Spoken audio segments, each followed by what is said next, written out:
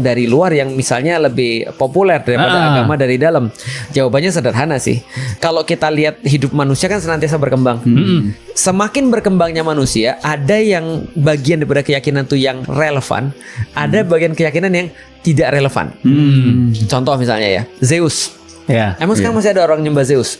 Nggak tahu sih, mungkin masih ada tapi dikit sih harusnya tapi sih. nggak sebanyak dulu kan. Kenapa? Karena banyak fenomena-fenomena yang dulu hanya bisa dijelaskan dengan Zeus, sekarang nggak bisa. Oh iya. Tapi semakin kemudian muncul teknologi dan segala macam, keperluan atas dewa-dewa ini menjadi hilang gitu maksudnya. Orang nggak perlu lagi untuk minta hujan. Orang nggak perlu lagi untuk kemudian takut pada petir dan segala macam, karena basically mereka sudah ngerti bagaimana cara kerja ini gitu maksudnya. Nah sehingga interaksi ini menjadi hilang, keperluan atas agama juga menjadi hilang. Iya.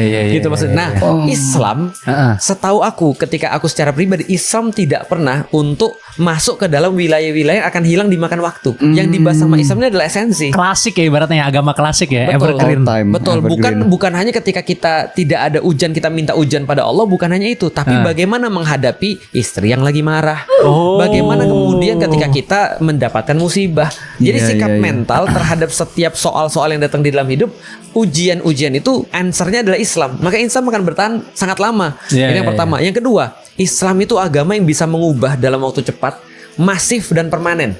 Makanya kan kalau orang bilang keajaiban Al-Quran susah tuh untuk dapat karena bahasa Arab tuh susah dipelajari. Ada satu yang bisa dilihat oleh semua orang. Kalau kita bicara bahwa kitab itu adalah influence yang paling penting, maka salah satu kitab yang paling influensial adalah kitabnya Homer, Iliad. Ada satu kitab nama Homer, Iliad. Itu salah satu kitab yang paling berpengaruh di seluruh dunia karena banyak mengubah peradaban dunia. Al-Quran itu jauh lebih berpengaruh daripada Homer, karena bukan hanya mengubah peradaban dunia, tapi mengubah cara hidup, lifestyle seorang, cara pandang seseorang, sehingga ketika dia itu kemudian terpapar oleh Islam, dia ekspansif. Nah itu yang menyebabkan kemudian kenapa Islam tuh begitu cepat untuk menyebar, karena ekspansif memang. Ekspansif ya. Salah satu ciri ideologi itu ekspansif.